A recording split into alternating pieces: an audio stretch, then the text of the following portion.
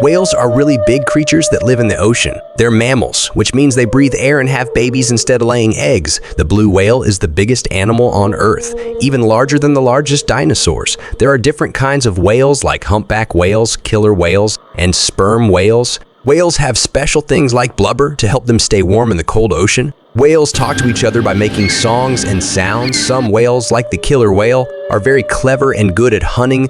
Whales eat different things like tiny plankton fish and even krill. They travel long distances every year, going from places where they eat to where they have babies. Sadly, some types of whales are in danger because people hunt them and damage where they live. So, we need to work hard to keep them safe.